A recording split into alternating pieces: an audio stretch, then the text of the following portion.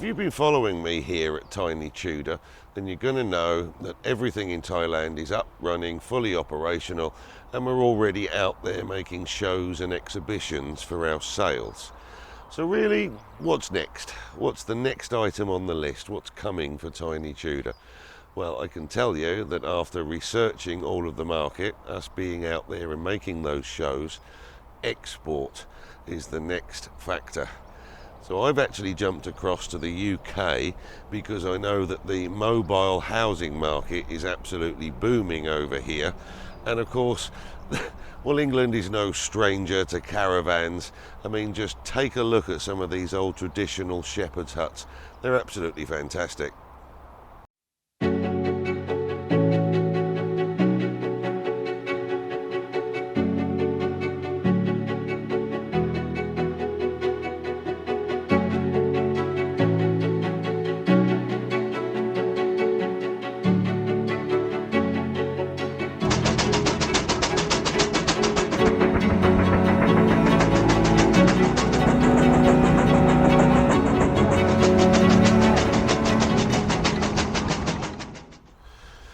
Our tiny houses, of course, are the modern day version.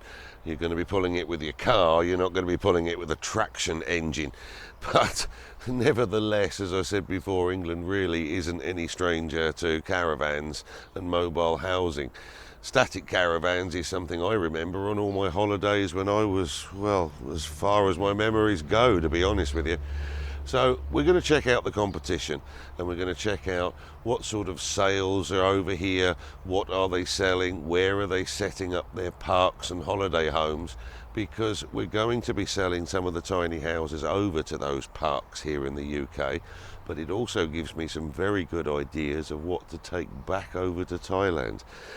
Oh, and what a fantastic garden I'm in here as well. Just take a look at those superb flowers, just look at it, beautiful. An Englishman's home is his garden. Perhaps that's some ideas I can take back over to the resorts in Thailand as well.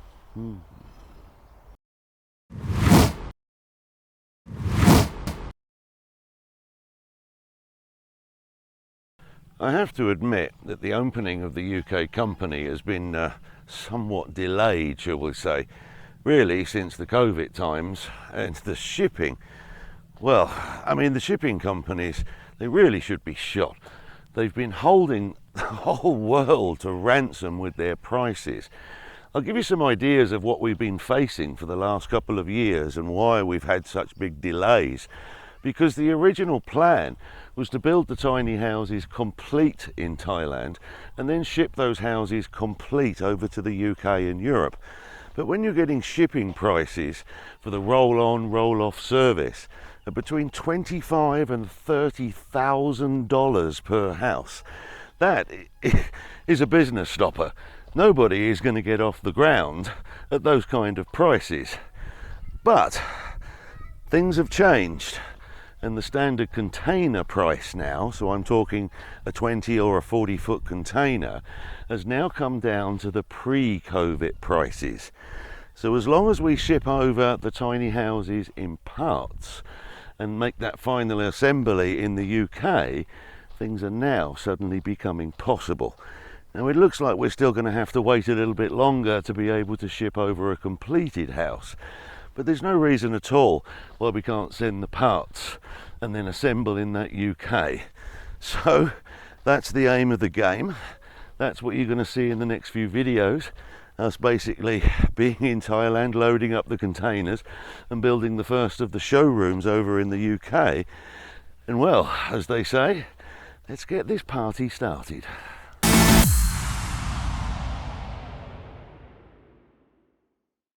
We're getting the first of the materials arrive at our workshop, and this represents the very first of our showrooms that are going over to the UK. So it's a big thing for me. Now, the plan is basically we will get everything delivered to a central point, which is our workshop here in Thailand. We then load the container. No, I haven't worked out how I'm going to get the container in through the streets yet, but we'll work on that one as we go. 4 to 5 weeks later, the materials arrive in the UK, and I've actually got to follow that container across. And then, well, what could possibly go wrong?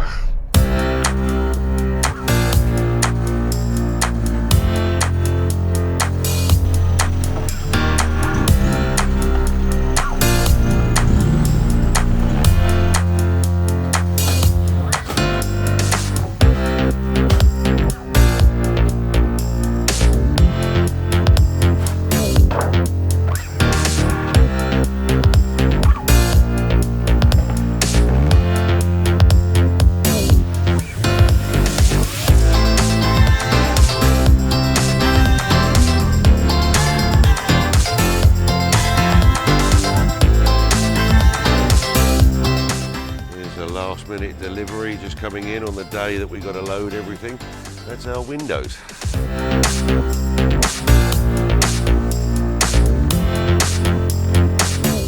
Normal situation with all of this is I'd actually want the container to be brought to us here at the workshop and then load the container directly. But it turns out that basically our street isn't big enough, and they're not going to be able to get the container truck down here into the street and into our workshop.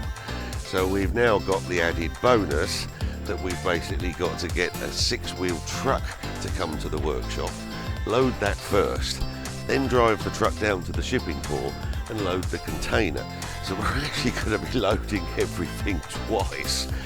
So I've got to drive down there with the trailer, and then with the coffee shop, because the coffee shop is going as well to be a showroom over in the UK, and then we've got to start loading all the materials.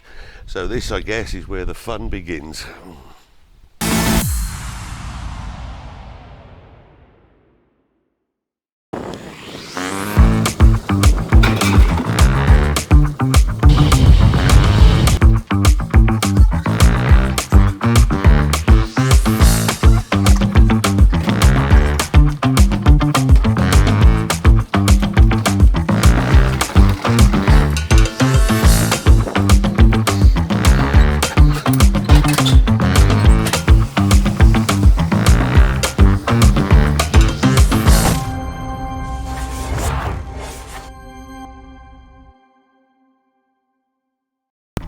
This is the second day now, and we've finally made it to the shipping port. So everything has to be transferred now from the trucks into the shipping container that will finally make its way across to the UK. Our tiny house trailer is actually a fraction too wide to sit in the container level on the floor. So we're having to break it down into the house base and the trailer, that's the rolling chassis, and they've got to go into the container in 2 parts. I've got a feeling that's going to happen with the coffee shop as well, but we'll see.